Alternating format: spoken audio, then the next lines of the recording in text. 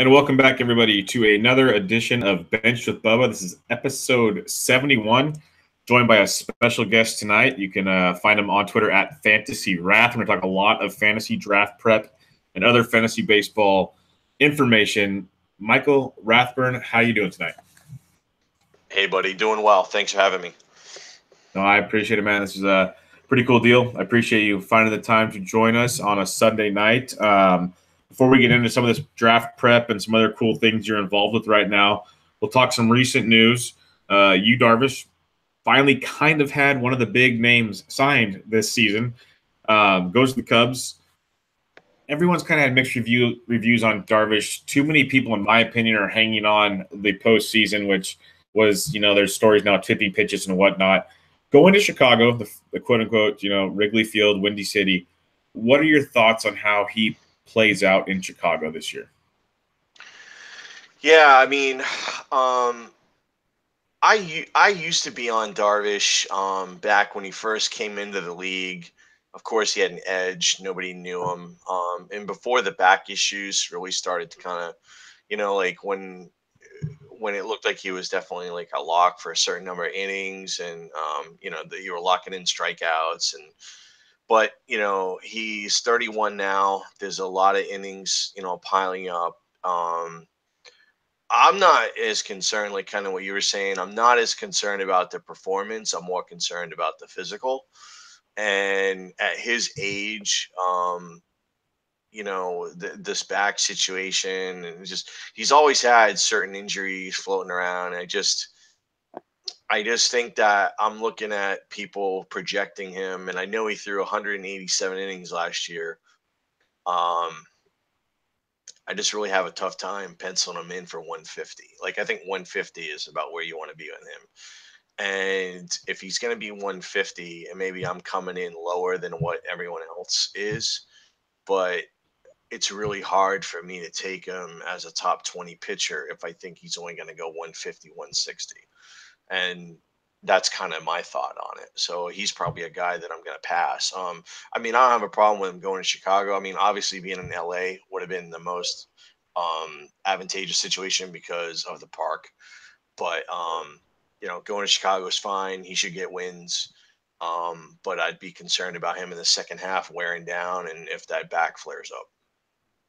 Yeah, I can't blame you at all. The injury history is quite concerning to many, and he did put in the workload, like you said, 185 or so innings back-to-back years.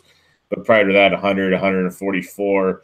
In FBCs, he's going 51st overall, which to me is too rich high. Too rich for me. I mean, I can get I don't know what Carlos Martinez is going, but I'm just looking at some projections here, and I think I got more faith in him than I got Martinez at 54. Yeah, I mean, if I'm picking between one or the other, I'm definitely going Martinez. No, I can't fault you. Like, Darvish has been in all the mocks I've done and everything else. He's been one of those. I'm like, yeah, I can't. I said, rich for your blood. We're gonna get into what I call industry darlings and why you want to avoid them. There's always going to be somebody that's gonna feel like he's gonna go 200 innings and give them 250 Ks, and all you need is one in a draft. And that's so true. I'm not gonna be that one, especially with him signing with the Cubs. There's gonna be several people who are just gonna make him their number one. And if people are willing to make him their number one, then I'm bowing out. I'm bowing out. And like you just said, is the two things you just said is he's gonna be on the Cubs, so people forget now he's a National League pitcher. There's more chances he gets pinch hit for. Don't forget Joe Madden loves to play mind. That's a good point. That's a really good point. Yep. He loves to play those games. Okay, I got 6 innings. I'm going to play, defensive switches. I'm going to do this, that, and here. That's Joe Madden to a T. That's what he does. See that. They're going to want to nurse him too. Like, they're going to want to nurse him. Like, I'm looking at some projections of I'm seeing one person that has got him at 194. One guy's got him at 189. 194 is crazy. Yeah, I don't see it.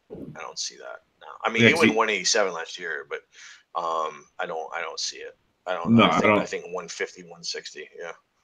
And that's fair because besides the National League thing with the Cubs is to try to pencil in 200 innings, there's only like a handful of guys that do that anymore. It's not the old days of baseball. So It's tough. Like I'm not. I've talked about it before. I'm not usually a pitcher's early guy. I've been a little more lately, just for how steep the drop off is after the first, 6, 7 guys. But I want one of those top guys. Otherwise, I'm going to wait because they all kind of start molding together for the most part for Yeah, me. we'll talk about that. Actually, I've had the Okay. same pitching strategy for a long time, and I don't think I'm going to deviate from it this year, um, unless I start seeing guys jumping rounds. Then I may have to jump around too. But I've got a group of guys that I really like in a strategy that I usually has done me well for like 10 years. So. All right. Before we get into some kind of draft prep ideas, you're going to Tout Wars this year. Is this your first year? It is. And I was going to put in for it last year, but my son was a little over a year old and just too much going on at the time, and didn't want to make the commitment, knowing I wasn't going to be able to prep for it. And, so it's something that's really, really hard. Like, it's only like 60 spots. But you're basically looking at like maybe 5 to 8 new people a year at the most. I don't know how many new people are getting in this year. I don't think it's that many. So I felt like I was really, really surprised. I was thinking the answer was going to be no, hey, we don't have room. But when I got the answer that it was a yes, I was pretty happy. It's a big deal. I'm not going to play it down. It's a really big deal. If somebody would have told me 10 years ago that I would have been in it, I would have told you no way. But it goes to, like, I think one of the things that you got to do in this industry is you got to be really humble, and you got to really like make friends, and like be a good guy to people, and just really, really, like, build relationships. And it can open a lot of doors. If you want to work in the industry full time, part time, you want to play in leagues, no one's going to invite you if they all think you're a jerk. Yep. So, that was one of the things where I've always tried to be on the good side of everybody. So. No, it's so true. Is there's a lot of really good minds out there that are doing this, but if you start stepping on too many toes, it's not going to work out too well for you. So definitely true. And Tout Wars is a big deal for if people are listening to this and don't know what Tout Wars is, go look it up. It's pretty much where it all started. It's one of the biggest of the big. Are you doing mixed, AL, or NL only? What are you doing? Head to head, which is a new league that they've been doing, I think, for a couple years.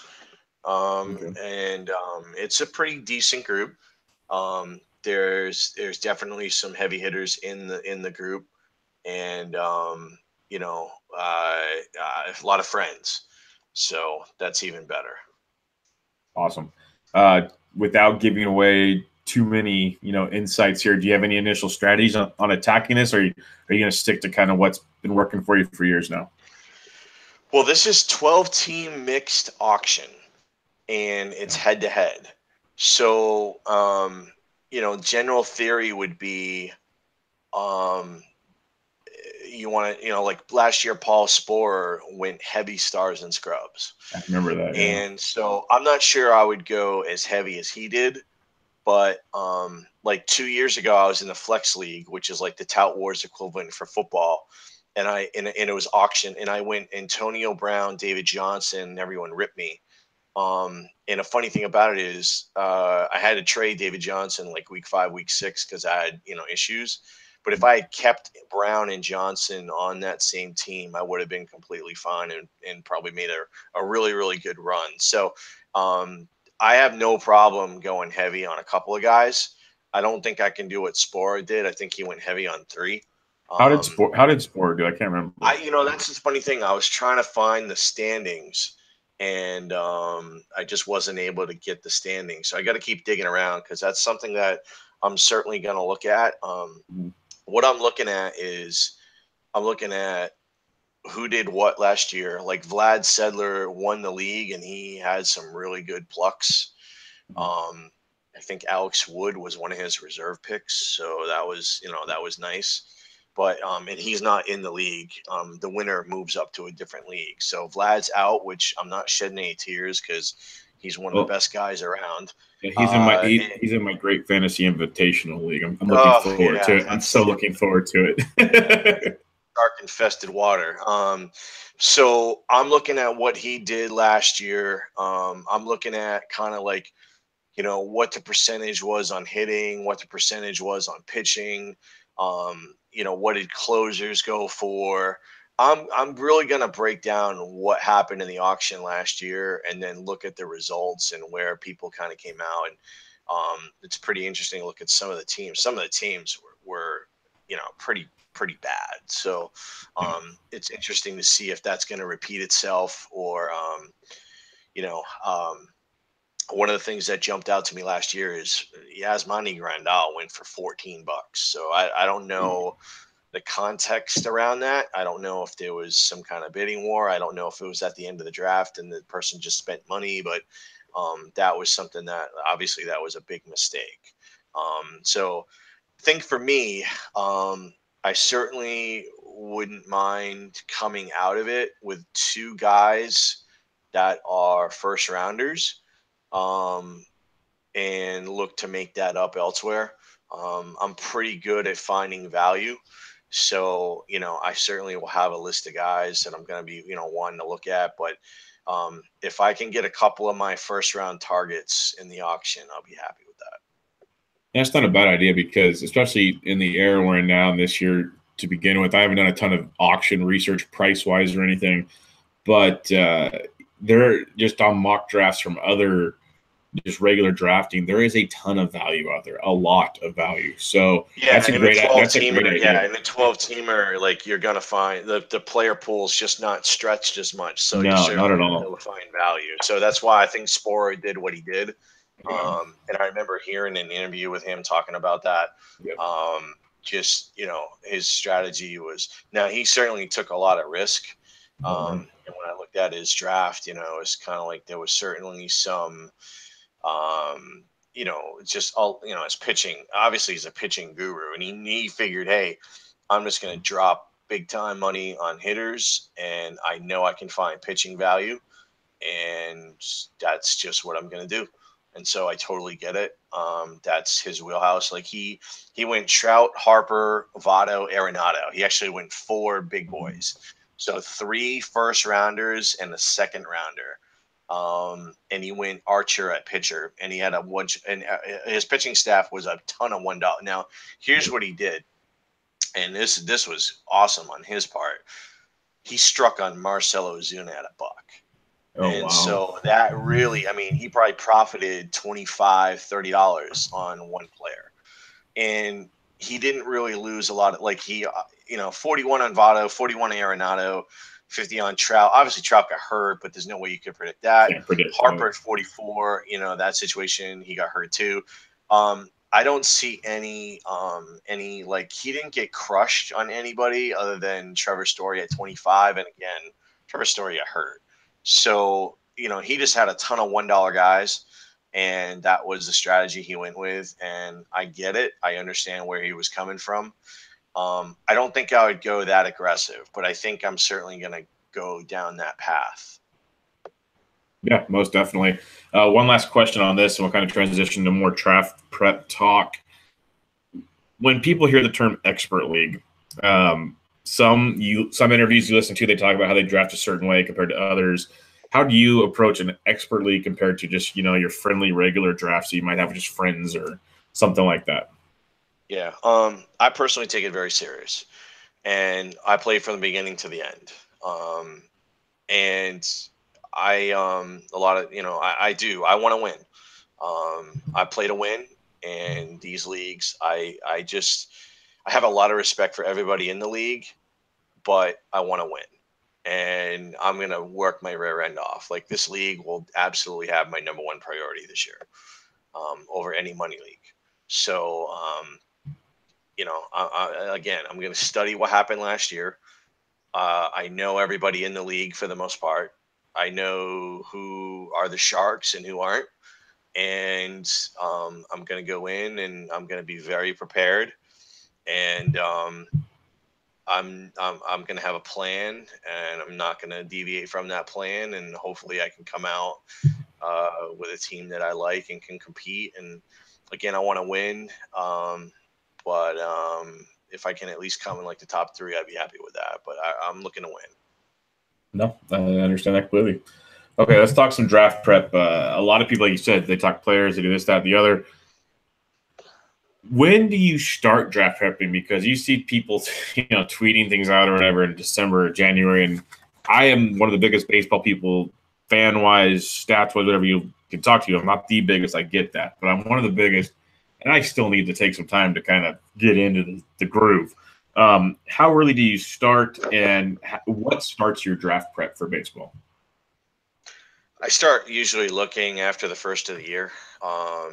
I just, too involved with NFL, and I just usually wait till the NFL regular season is over, and then as soon as that regular season is over, I'm hitting. I'm hitting. I mean, certainly pulling my own stats from Fangraphs and looking at stuff and trying to get a feel for, um, first half, second half, what happened with the player. I'm looking at any kind of shifts, like any changes in splits. Did a left-handed hitter really start struggling against left-handed pitching? Did a right-handed hitter really start struggling against right-handed pitching? Did somebody make huge strides and huge improvements? And that's a precursor moving forward, from a hitter perspective. I'm definitely like sites like Masters Ball already, Todd does an incredible job with his player capsules where all that information is right there at your fingertips. Fangraphs does a great job. You can go get a manual and get a bunch of different stuff. Baseball HQ Forecaster does a lot like what Todd at Masters Ball does. And so, I'm looking at the last 3 years. Where's the player trending? Where are they going? First half, second half, and what were the dollar values that they produced, and what is a realistic dollar value projection for this player? And then I start hitting that NFBC ADP, and I start matching dollar values with ADPs to see who are the outliers, who are the guys that are being pushed up too much, who are the guys that are being overlooked. And I start building a list of guys that I'm going to avoid and guys that I'm going to absolutely target. And then you start doing a lot of mock drafts. And I just, grab a mock draft software. I start doing mock drafts, 12 teamers, 14 to 15 teamers, AL only, ANL only, drafting from every position in the draft to see how a team, how is my team going to play out? Do I have to reach on a guy around early? Can I wait on a guy? So I try to get a good feel for how the team construction is going to be with the players that I kind of already, that I'm liking based on the research that I've done, and just start getting comfortable with, where those players are going and who's moving up and who's moving down, and hitting roster resource. That's a huge site for me in terms of where's the player projected to hit in the lineup. What are the depth charts? Who are platoons? Who's not? All that kind of stuff. Couple of questions there. When you're mentioning dollar values, for those that might not know what you're talking about, how do you translate dollar values? Like, because I know you're referring to how much they earned last year compared to maybe what their auction price was compared to coming into this season. Can you break that down kind of quickly on how you look at that? Yeah, so I think it was Jeff Zimmerman that did the article on Fangraphs where he did the chart where he gives a dollar value for every position in the draft. And that's what I look at. I look at it and say, Mike Trout's going number one. What is 101 worth? 101 might be worth $47. What's he going for? Last year in this league, he went for 50. There's going to be a little bit of I'm assuming there's going to be a little bit of inflation in this league because it is a 12-team mixed. So I'm assuming guys are going to be more than willing to pay a few more dollars at the top because they know there's going to be a ton of $1 guys. So I'm going to factor that in. But yeah, I'm looking at that Jeff Zimmerman chart where he's got the dollar values assigned for every spot in the draft. And then I'm looking at where guys are going. What did they produce over the last 3 years? What are they projected to produce this year? Are they in line with their ADP? Are they extremely off? You know, are they 3 rounds above, 3 rounds below? Could it be even more than that? So I'm just looking at where ADP matches up with the dollar values. I don't really use ADP for drafting, only from the standpoint of I just want to make sure that if I need to take a guy around earlier, I know I need to, or if I'm looking at value. Hey, this guy's consistently going in the 10th, 11th round. I don't need to draft him in the 8th. I can wait till the 9th. And because he's given me, he's providing value. You know, maybe his slot, maybe his ADP slot's worth anywhere from, you know, $10 to $14, but he's projected to be 18 by 3 different sources this year. And hey, maybe, you know, people might be using those same sources. That's fine, but I don't know if they're using the same approach. So I'm not worried about it so much. Look, there's not going to be, if you look at these Tout War auctions, there's not a lot of deviation from the projected values in the industry. It's mostly comes down to roster construction and who these individual industry analysts like. That's really what it comes down to. You know, one guy might have Trey Turner as a $40 player. One guy might have him as a $32 player. Just depends on who's higher, who's lower. And that's a great point. Is I've had people ask me questions like, when would you take this guy compared to this guy to that guy? I said, well, a lot of it has to do what's your roster look like? Where are you at in the draft? How do you value? Because everyone values players differently. There's a ton. You got to remember, ton to be said by that. There could be young players, there could be unproven players, there could be players in their prime. There's injury-prone players, and there's veteran players. You don't want to have a team full of 1 or 2 of those types of player profiles. You want to have a team that has a mix of everything, because you're going to get value on veteran. Like, you're going to get veterans at a discount for the most part, because you got a lot of ageist people, and they don't want to spend money on Adrian Beltre. That's fine. In the right situation, I will. You've got people that love young players because they want to be the smartest guy in the room. I'll take advantage of that. I'm not going to overspend on young players. I'm not going to, I'm not going to bid up and try to own the guys that are going in the 4th, 5th, 6th, 7th round that people are hot on, because there's a tax. And I'll just sit back and take the younger guys that are going in the 20s, in the 24th round. If I can get guys for $1 or $2, I got no problem doing that. When somebody's going to drop $32 on Rhys Hoskins, that's fine. I'm probably not going to be that guy. But I'll tell you what, I'll find somebody that's a similar type of player, potentially, that I can get late for $2 or $3. That's a good point. That's like a guy like last year. Going to last year, you probably got. I haven't looked at the values from last year, but you probably could have got like a Joey Gallo for like $1. And in batting average leagues, might have dinged you a bit, but OBP power wise, that guy was off the charts for you for $1. Yeah, I'm looking. I'm actually. Let's see. Let's see. Yeah, but it's just didn't even go. Gallo wasn't even didn't even go in this 12-team mixed. And see, that's the point right there. Is there's always guys, but what you were saying is something that I try to drive home, and I know it's a great point. Is there's those people that always want to get the young stud, like the Bellinger, the Hoskins. They want to have them Judge all. Didn't go in that. Yeah, week. Aaron Judge. Didn't even go. There you go. There you go. They always want to have the young guys, and like you said, is you kind of need to build your. It's almost, you don't want to say the word balanced is what you want, but it's kind of what you're going for. And you want those upside guys, but you don't want those upside guys to take.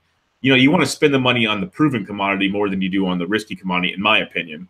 I think that's kind of where you're heading with that. That's what it sounded like. So. I'm zipping through as far as some overpays on younger players. I don't see anything off the top of my head. I don't see anything that was completely out of whack. Jonathan Villar at 28 might have been a little crazy, but hey, people were buying in. outside of that, I don't really see, you know, I don't see, again, you're not going to see any kind of whacked out price. Other than the Grandal thing, I didn't see anything that really stood out to me that said, wow, that was a gross mispay. I think it's going to be really, really tight.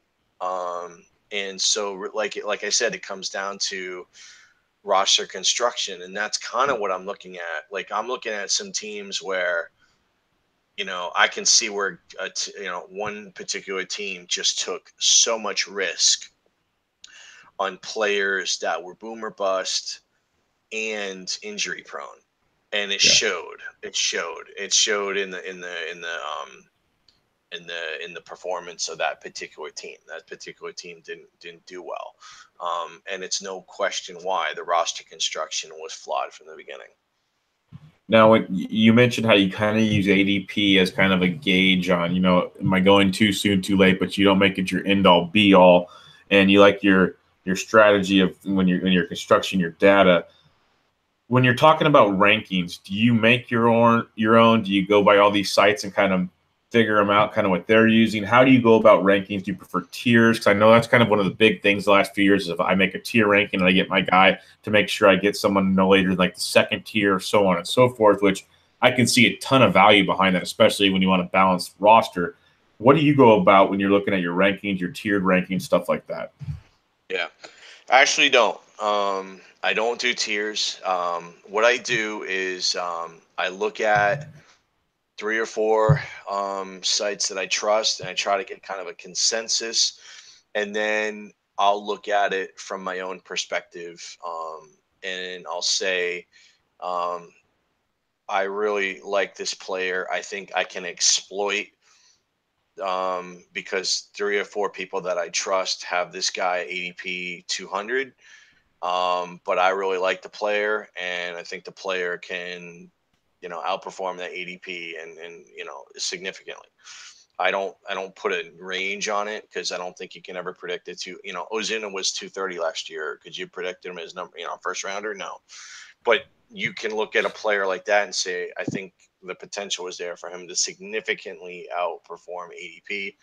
And so that's kind of what I'm looking at. I'm looking at players who I think are going to, who are the players that are going to land on ADP, like, are really, really sure bets, that, again, not every pick is going to hit, but you want to come as close to breaking even on every pick as you can, but you got to profit on some. Like, Rob Silver has a really good take, and he says, in a $260 budget, you really need to be producing about 310 or 320 in order to win the league.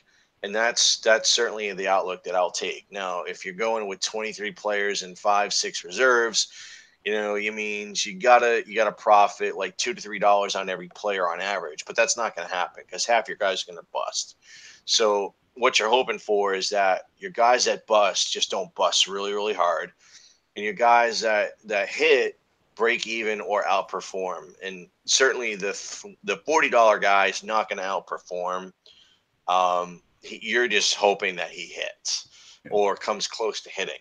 Mookie Betts last year was pushing as high as second, but he still came in as a second rounder, whereas half of the guys in the first round crapped out. So, you can still win as long as first rounder doesn't hit first round value. You just got to make sure that first rounder doesn't completely, again, that's mostly going to be because of injury. And so most of the guys that busted last year in the first round, it was because of injury outside of Machado. And then we know that was a BABIP issue. And it's just a numbers game. Half the guys in the first round are going to bust. And just, I've got a couple of guys in the first round that I feel like are not going to bust unless they get hurt and they don't have injury history. So I'm more than willing to go up and pay. No, I like that philosophy. Like you said, is it's one thing I look at is your early draft guys, you're expecting what you expect, and more often than not, they're going to produce, barring an injury, and you can't predict an injury. You just can't. You can look at injury prone guys, sure. Right. But yep. you can't. Yeah, I'm not touching injury prone guys in that first round. I'm just not, because the likelihood they're going to do it again is there. Like you need a player that's going to play 145, 150 games. Definitely. And you need to put yourself in the best position for that player to do that. One of the things I try to stay away from outfielders in the first round. Outfielders have a tendency of getting more injury prone because of the nature of the position. So I'm not as I do try to stay away from outfielders in the first round. I got no problem going first base, third base, even middle infield for the most part. But that's just one of the things that I personally do. I stay away from outfielders in the first. Well, you don't do outfielders in the first round. How do you approach starting pitchers in your draft?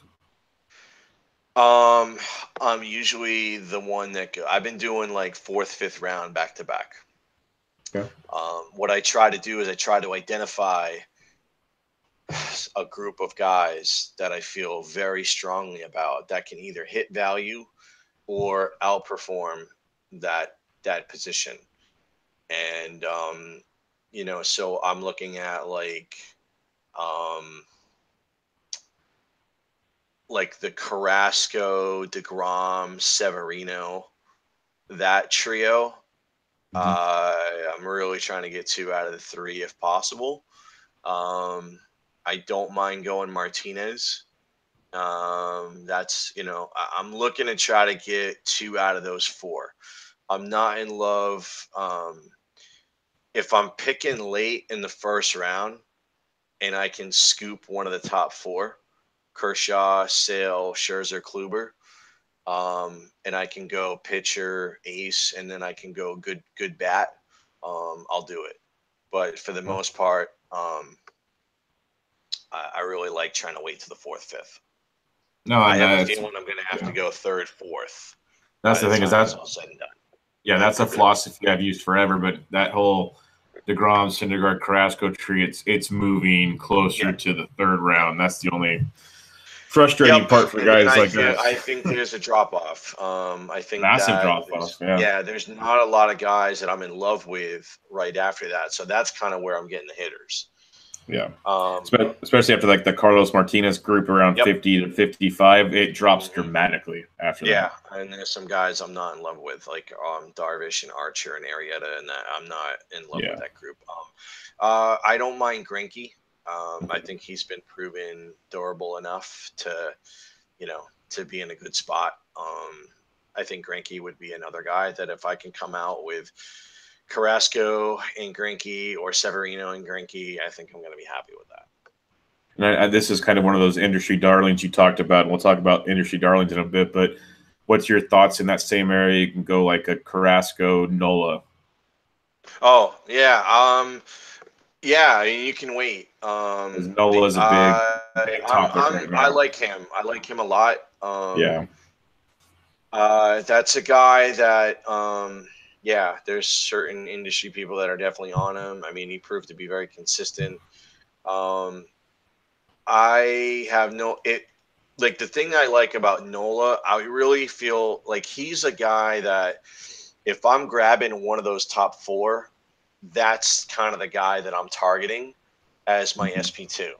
Like, I know I can wait, but like, whether it's Paxton, whether it's Greinke, whether it's Nola, like I kind of have that group. I don't mind Garrett Cole as an SP2. So, you know what, man? I'm looking at like, let people take the Robbie Rays of the world or the Luis Castillos or the Jose Barrios. I got no problem taking Garrett Cole and Aaron Nola and guys like that. I know it. I think so many people want to be the smartest guy in the room. They want to, and it's just more than not. Oftentimes it fails. They always want that shiny toy. You mentioned BABIP when talking about Manny Machado. Like, there's all these new StatCast data that's out there. There's all these deep analytical stats that everyone's kind of delving into to differentiate player A from player B. A, how do you look at these stats? And B, do you even care about these stats at all when it comes to breaking down who you're looking at? Yeah, I mean, for the most part, like, hard hit rate is certainly something that, I think is something you got to pay attention to. And then it's one of those things where I'll look at hard hit rate against righties and hard hit rate against lefties and see if there's anything there underlying. Are they hitting the ball on the ground a ton against lefties, and that's why they're struggling? And or is that, I think that's kind of where I'm at. I know some people look at the pitches and what a hitter does against a pitch. I just don't go that deep, and I don't have time. But I think for the most part, I'm definitely looking at hard hit rates as something that that's positive for me. When you mentioned you like to look at stuff like Bakota, what are you kind of looking at when you're looking at, because they get all their projections on the team win-loss players numbers. What are you looking at when it comes to Bakota? I'm looking at outliers of ADP. Who do who do they have projected? Looking at like the VORP and stuff like that, and just seeing like who are they really, really high on that's a complete outlier.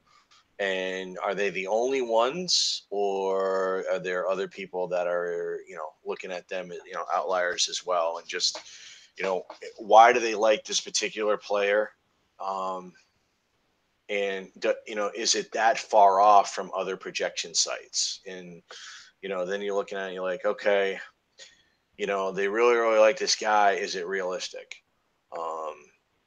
And then if they really, really like somebody, then I'll start digging into it and I'll look at it further, and I'll go on Fangraphs and I'll just really do a deep dive on that player. And I'll look at, a lot of different metrics and just say, is it warranted? One of the things I'll look at is I'll look at monthly splits. Instead of just first half, second half, I'll look at, did this particular player, were they consistent throughout the year, or did they have 2 or 3 monster months and just 2 or 3 really bad months, and maybe the player was injured during those months? And kind of looking at what the potential ceiling is for a player.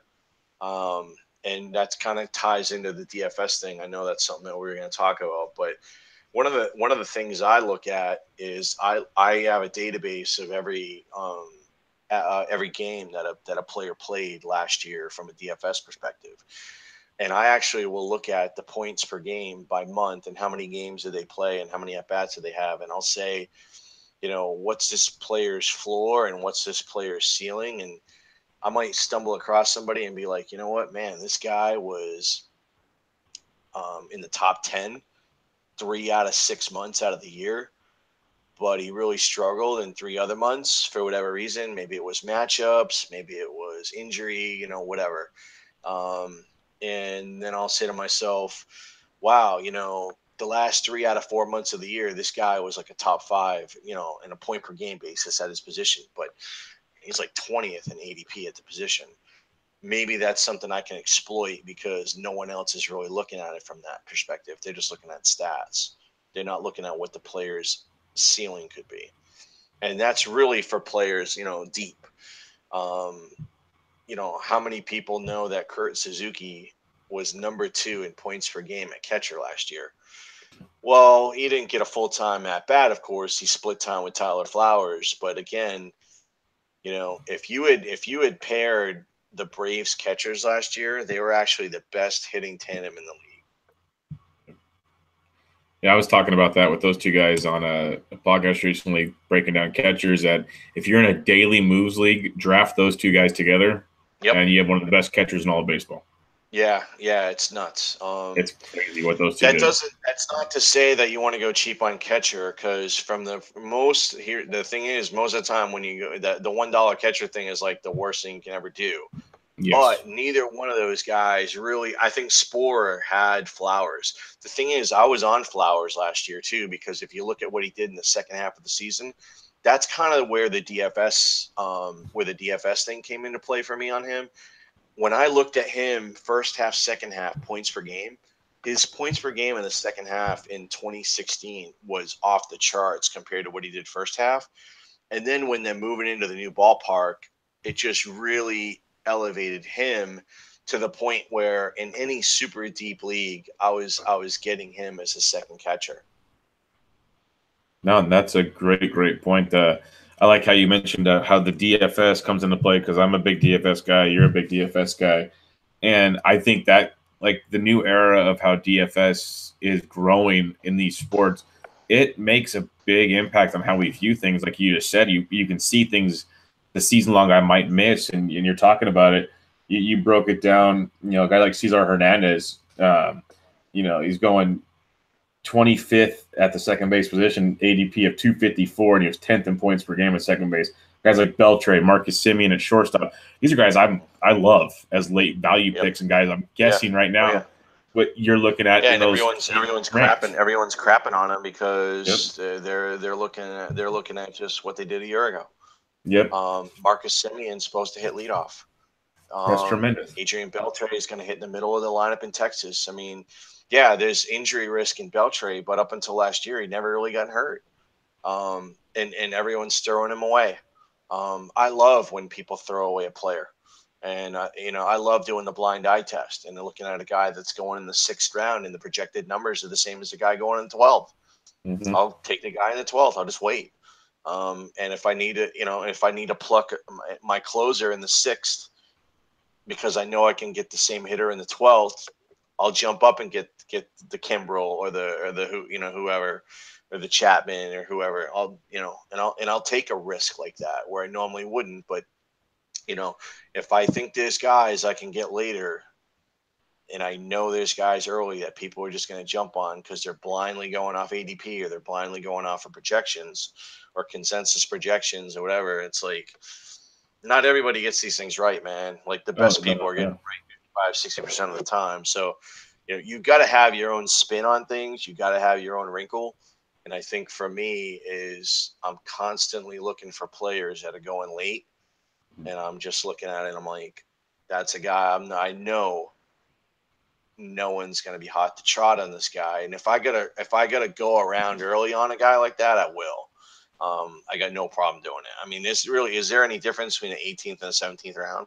Not at all. No, not really. Not at all. I mean, even the 19th, because like in the 1st, 2nd, 3rd, 4th round, you don't want to be jumping rounds. Exactly. But in the 17th, 18th round, if I got to go up 1 or 2 rounds to get the guy, that's because I still think the guy's going to be like a 5-6 round profit. So I got no problem, going up a round or 2.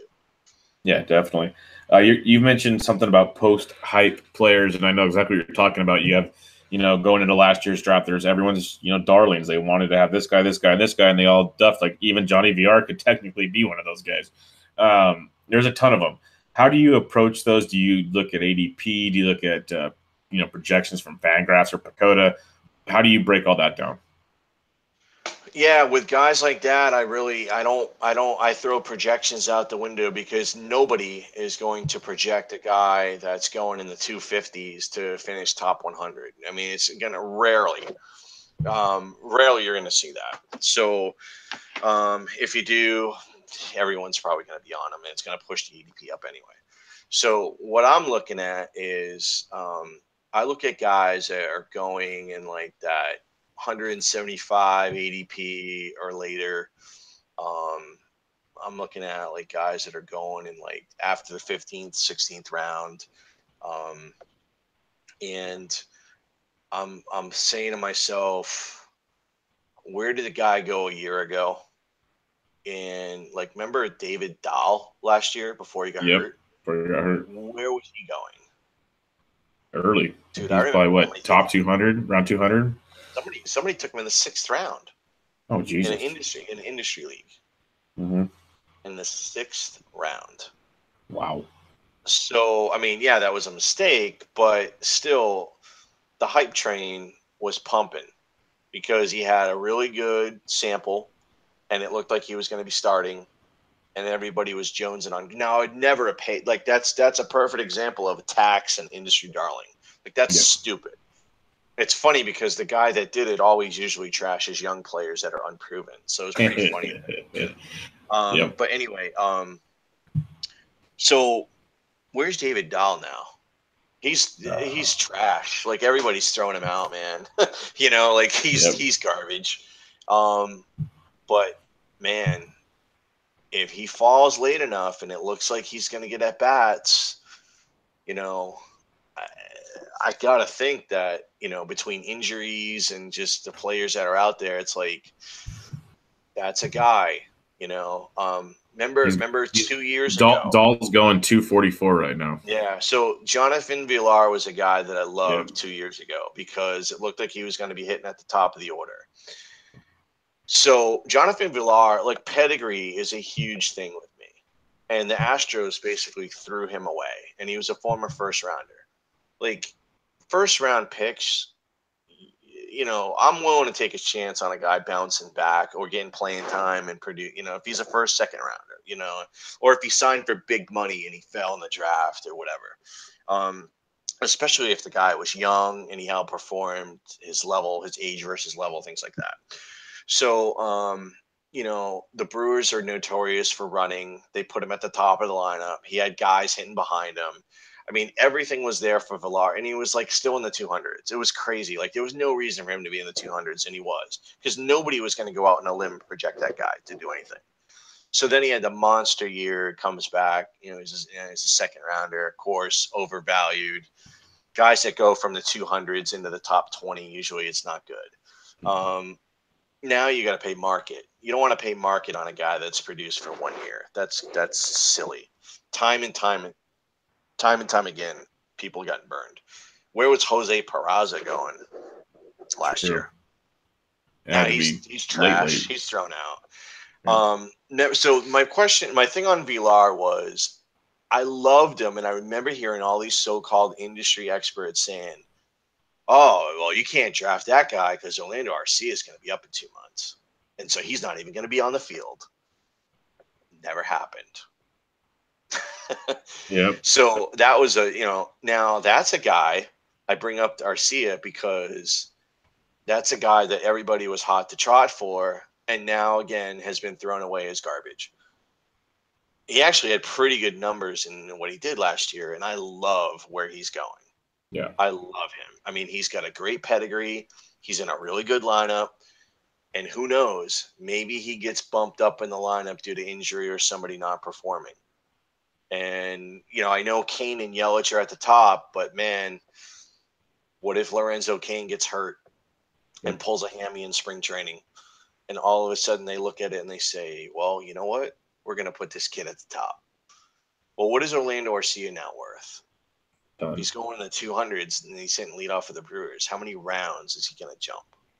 Yeah, true. 4, 5, 6 rounds. You know, easy. I mean, yeah, easy. So it's one of those things where, and he did nothing. It's one of those things where you got to kind of look at it and say, boy, if everything breaks right for this player, he could really seriously outproduce his ADP because his pedigree in this situation. Yeah, it's like you're saying, it's like the pedigree, what this player can produce to, and how close is he to opportunity knocking to jump him in that spot. So, yeah, there's a lot of that around too. Like you've mentioned, you know, guys that can produce in multiple categories. How do you approach that compared to your Joey Gallos of the world, who now, given they produce maybe 2 or 3 categories, but it's not your guys that do it all. So, you know. Yep. How do you judge that kind of situation? So what I do is I look at what the player produced last year, dollar wise, but also what they produced in each category dollar wise, and then I look at this year the projected dollar value and what they're projected to do in the category, and I look at players that produce. The first thing I'll do is look at anybody that produced positive value in all 5 categories, because that list is going to be pretty low, pretty small. And a lot of times those guys are going to be at the top, first, second, third rounders, rightfully so. However, you can find value in guys that maybe they didn't go crazy in any one particular category, but they were really good across the board. And so, I'll look at a player and I'll say, boy, this guy, what I'll do is if a guy produced positive value in every category, like 5 hitting categories, like I'll put a 5 next to his name. If the guy produced value in 4 hitting categories, I'll put a 4 next to his name. I kind of do, the 1, 2, 3, 4, 5 type of thing. And I'm looking for guys that are 4s and 5s.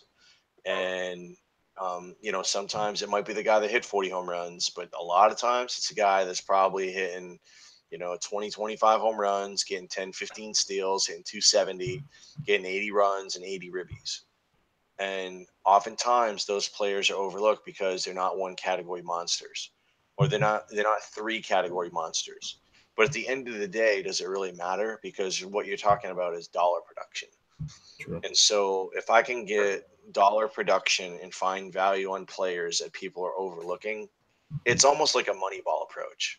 Yeah, it's true. I'm just looking for guys that are going late, and I'm like, boy, this guy's going in the 200s. Man, remember Marco, like J.A. Happ forever. J.A. Happ is still super to this day. Marco Estrada, Irvin Santana. Yeah. These are guys that have produced positive value, and like when you look at their dollar value versus ADP, in the past, it's been way off the charts. Mm-hmm. And if I know I'm going to hit on value late on these guys, I'm more than willing to take chances early, not on young players early, but I'm more than willing to push players around if I like those players. I'm more than willing to push guys up around. Okay. That makes a lot of sense. You're talking like the Haps and Irvin Santanas of the world. When you're taking those guys, that's when guys are taking their gambles on like Blake Snell's huge, yeah. Well, actually, like Blake Snell this year. Well, this year, you're right. This year I like him too, but like last year, yeah, you're absolutely right. Like I'll have that list of value guys, and I'll just be sitting back, and somebody might take. I'm looking at like. Maybe somebody takes a chance on Dylan Bundy late, or I'm trying to think of like Julio Teheran, who's just, and I'll sit on somebody else, and whether it's a Trevor Bauer or wherever, I'm just like, yep. Or Taiwan Walker, or just somebody who I feel like is just being pushed down to the point where it's like, wait a minute. This guy's going in the 250 range, but really and truly should be at the 150 range based on his projected dollar value and what I think he can do. There's tons of guys like that, and that's really what it comes down. I'm never going to take a guy that I kind of stick to the board and I stick to the system, and I just don't reach on players unless it's somebody who I feel like is just, again, is 4 or 5 rounds off on ADP, and I'm reaching a round or 2. And I think that's kind of why we were going to have this discussion, and that kind of sums it up perfectly. There is, you can do all the prep, you can go to all the websites, you can do all the mock drafts, all these things you do, but in the end, you have your, projections or values that you're looking at, and when it comes down to it, is I'm going to make, safe might not be the most exciting word in the book. But in reality, for people that, pay attention to baseball, safe gets you a lot farther, a lot more often than throwing that dart at the wall. You can, go take 4 safe guys compared to 4 darts on the wall and tell me how it works out for you in the end of the game. And I'll take Marcus Semien all day long over. He's going to get you 20 plus homers with, score you 70 plus runs with 70 plus RBI potential, steals, bases. Yeah, I mean, while guys are spending up on Javier Baez and Paul DeJong, I'm probably going to own Marcus Semien and Jorge Blanco. That's what this is all about. Is people do your prep, because one thing I have emphasized on multiple podcasts is there are rankings, and people rank them based on talent level at the time. So certain guys may be higher than one thinks. Does that mean you draft them there? No. That's the biggest thing I want to emphasize. And I love all this discussion you've given us, and we've talked about on this prep and the Marcus Semien example right there is perfect for it. Is just because player A is ranked 3rd doesn't mean he's that much better than Marcus Semien at 20 something. He's better, but to the extent there's a lot of ways to attack a draft. Basically, that's coming down to right there. But do your prep. That's the bottom line. I have 2 listener questions for you. We saw them come up on the feed on Twitter today. One is from @HeathCaps. To you, what is the better value, Christian Yelich at round 5 or Lorenzo Cain at round 8? Obviously, 2 new Milwaukee Brewers. Yeah, for me, it's a no-brainer. It's Yelich. I think Yelich has potential of returning 2 to 3 round profit. And I haven't looked at exactly where his current ADP is at, but I'm assuming he's in like the 5th round. And, I'll look it up right now. Yeah. So in the meantime, while we're pull it up. And Yelich's going 67, and Lorenzo Cain's going 98. Okay. So 12, and that's like mid 5 in a 12 teamer. And about a mid 4 in a 15 teamer. I think there's potential for Yelich to get into the 2nd or 3rd round from a value perspective.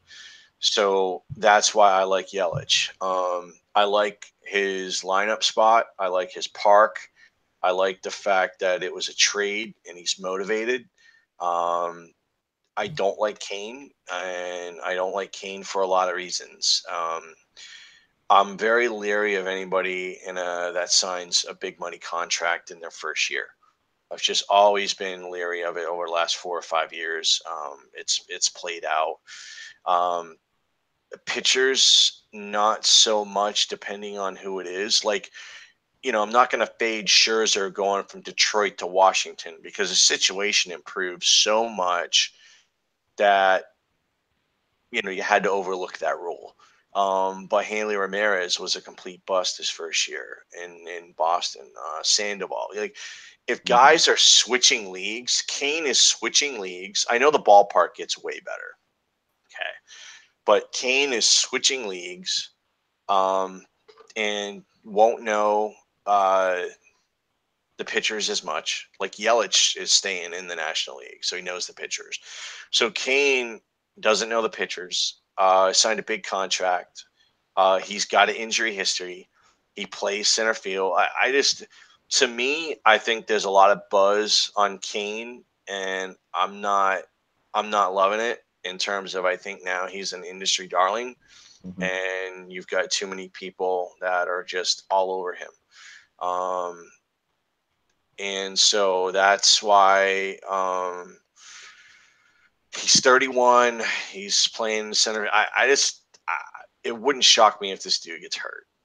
Yeah. And again, all of a sudden maybe Orlando Arcia becomes a leadoff guy, and then we're off to the races. But I love Yelich in this spot, and he's just been such a consistent guy and showing growth every year. And he's significantly younger. He's really at that stage in his career where he's showing like upward, trajectory. He's 26, so you got to love it, versus 31. And I'm buying Yelich all day long. Yeah, I absolutely love Yelich. You mentioned how with Cain, you're not a fan of guys in their first year of a big deal. How do you evaluate guys in the last year of their deals? It doesn't really come into play for me. Okay. I don't really. I've just heard that narrative street, playing for a contract. I've heard that, so I was curious how you looked at it. Data really doesn't show anything to me. I mean, I don't. I think everyone's different. I mean, there's been times where guys have completely busted in free agent years. So,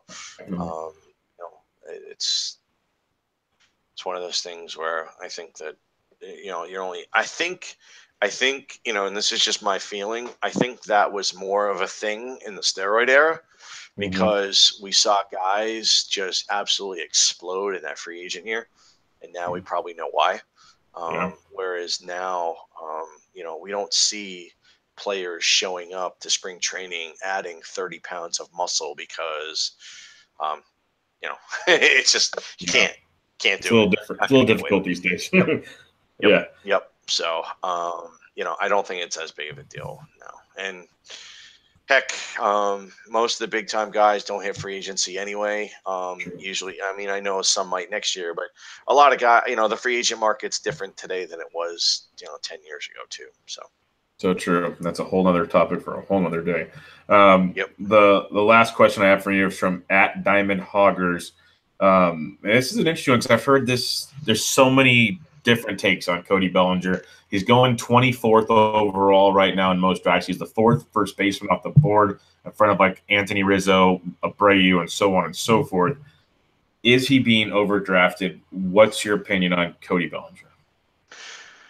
Yeah, that's a type of player that I'm just going to avoid because, again, not a big fan of early in a draft or early, in an auction, paying up for a guy that's, just kind of, yeah, of course he was a good prospect, but just went, ballistic. And, we saw, pitchers now are going to have a scouting report on him.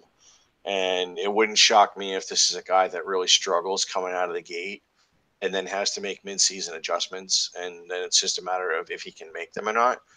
So it's really hard for me to draft a guy like that when, like you mentioned, Abreu,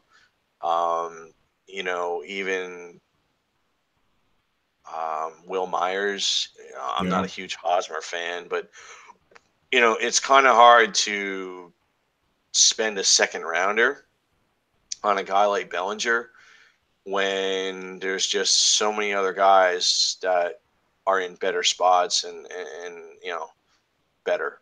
So, it's a little scary when you look at where he is and, it's just like, do you feel better about, the Abreu's of the world, even other positions, I mean, yeah, I feel a hell of a lot better about Edwin Encarnacion later not much later, but just, again, you said, sexy doesn't, I think that the range of outcomes on Bellinger is so wide that you're paying for the 90th percentile where he's going.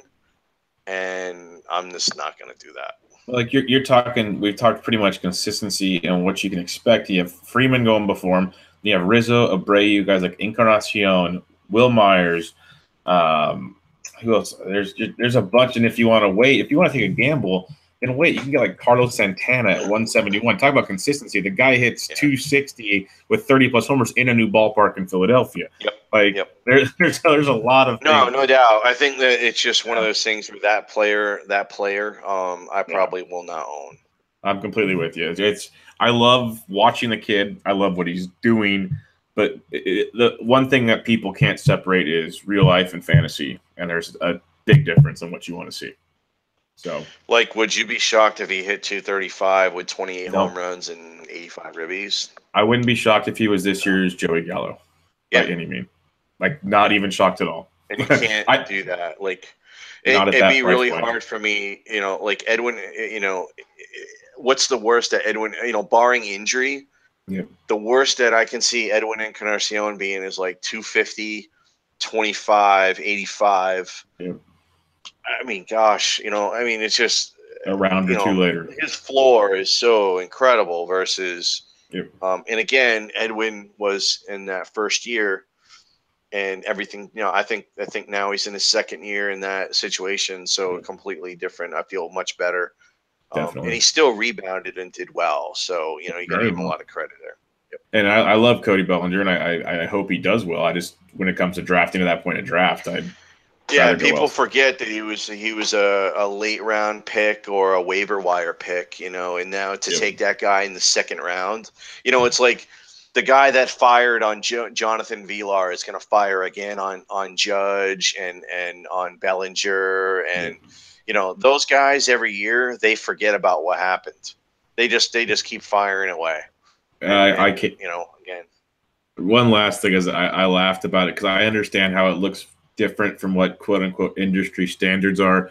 But I come out with my rankings weekly, and I had my outfield ones come out, and I had Andrew Benintendi ahead of Bellinger and Judge, and someone asked me why. And I said, I know they're all young, but from what I see from Benintendi, he's A, done it more than they have, and B, for me, I don't know, I could be totally wrong. I see much more consistency out of him than those two, at least from all 5 category standpoints. Benintendi was, I don't remember the exact stat, I don't have it in front of me, but he was one of only 4 guys to, like, in all 5 categories, produce positive value, but at a good clip. Like, it was like Betts, Benintendi, and I forgot who the other 2 were, but maybe Trout was in there. But there was like 4 guys that I had found that had like 20 home runs, 20 steals, 275 average, 80 ribbies, and 80 runs or something like that. I think that was all the categories. And Goldschmidt might have been in there. But dude, it was like 4, and Benintendi was one of them. And yeah, maybe that's worth $20 or whatever. At the end of the day, though, that profile is going to be a 5. When I'm going down my list and I'm in a players at auction or in a draft, and I'm looking at a group of players and I see somebody with a 5 next to it, and as far as my ratings go, I'm going to take the guy as 5.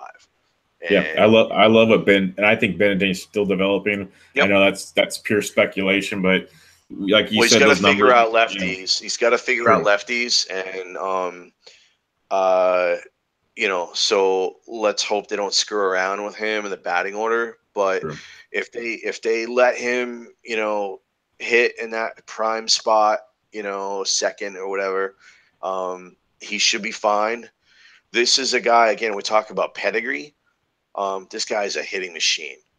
And that's the type of player that can go from 270 to 300 in one shot. And how much is that worth in today's game? Tremendous. So if we see, skills growth of like, 3 to 4 home runs, and let's say the steals stay the same, but the runs go up 510, the ribbies go up 510, but the batting average goes from 270 to 300 or something like that, which is certainly conceivable. Now all of a sudden we're talking about a player that's a 2nd round pick. And so, that's the thing is 20 home runs and 20 steals in this day and age with the batting average is worth a hell of a lot more than what people realize. Yeah, that's tremendous. Well, Michael, we could sit and chat all night. I appreciate all the great info, but I won't hold you up too much longer. Everybody, check out Michael on Twitter at Fantasy Wrath. Lots of good stuff from Michael when it comes to the fantasy game and other stuff as well. So please go check him out. And Michael, thanks for joining us tonight. I really appreciate it, man. Yeah, man. Anytime. Appreciate it. Had fun. No, I had fun. Great conversation. A lot of stuff. Not too much player talk. A lot of great draft prep, and it's almost middle of February, so people are going to be blowing and going here real soon. So everybody, go check them out at Fantasy Wrath. This was Bench with Bubba, episode 71. We'll catch you guys next time.